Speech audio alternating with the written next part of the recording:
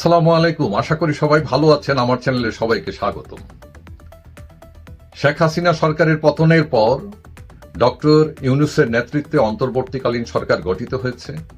সেখানে ছাত্রদের প্রতিনিধি আছে, ছাত্ররা উপদেষ্টা হয়েছেন, মানে মন্ত্রী পদমর্যাদায় আছেন। সেখানে কলকাঠি নাড়ছেন অনেকে মনে করেন ডক্টর আসিফ নজরুল, তাদের শিক্ষক।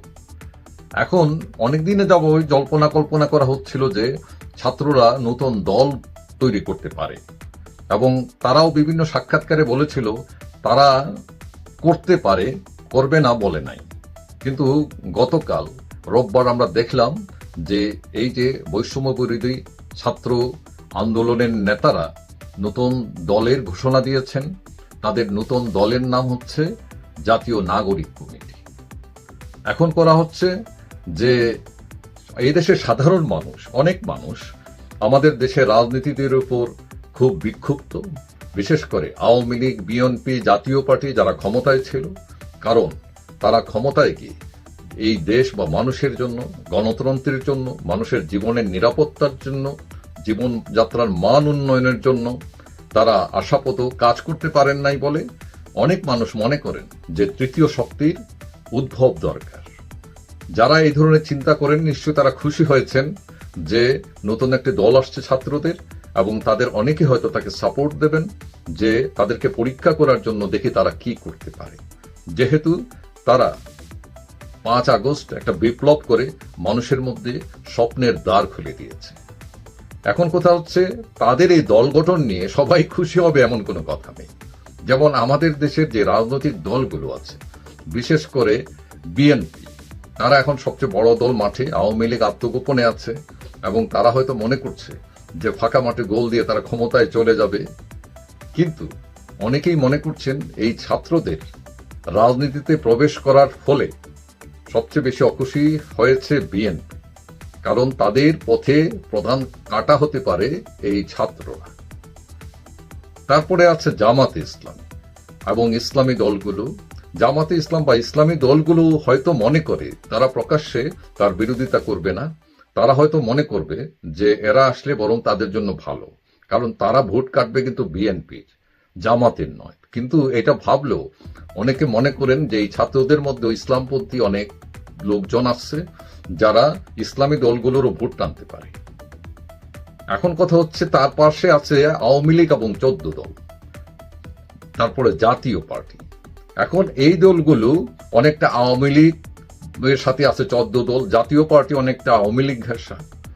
এখন এই দলগুলো খুশি হবে কি হবে না, এখন রাজনীতিতে ছাত্ররা হচ্ছে আওয়ামী লীগের প্রধান শত্রু। এখন আওয়ামী লীগ এটাকে আবার পজিটিভ ওয়েতে নিতে পারে।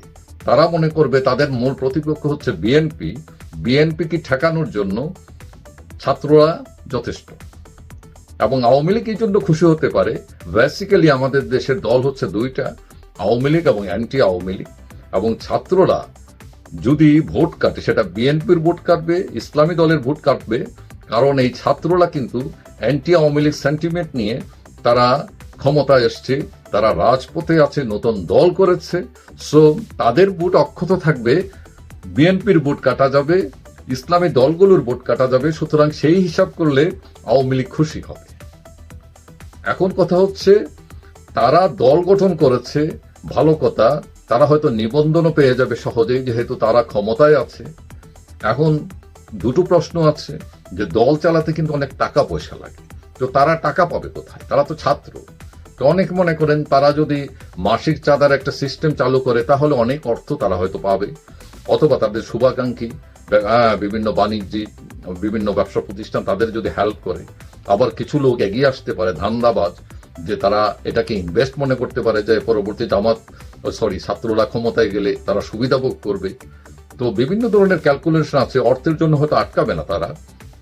কিন্তু মূল প্রশ্ন যেটা, যে পড়াশোনাটা করবে কি?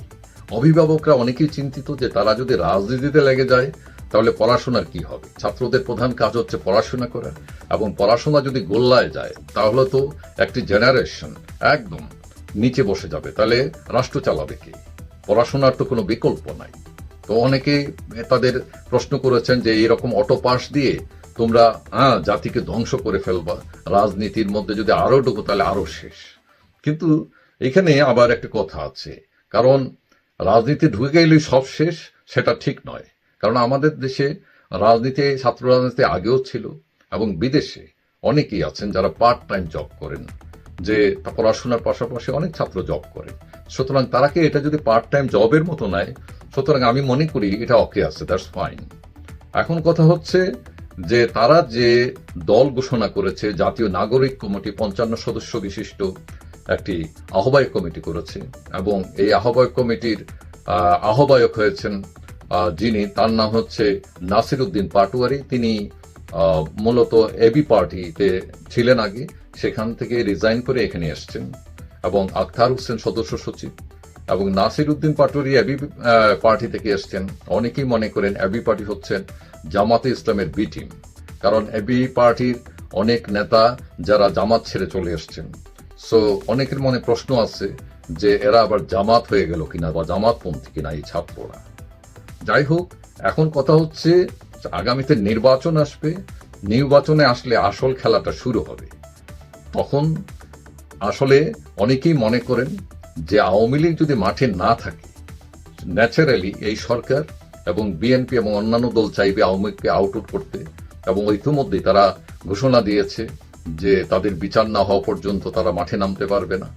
তো এখন তারা যদি মাঠে না নামতে পারে, তাহলে বিএনপি প্রতিহত করতে অনেকেই মনে করেন ছাত্ররাই যথেষ্ট, এবং এই ক্ষেত্রে আওয়ামী লীগ এই ছাত্রদেরকে শেল্টার দিতে পারে।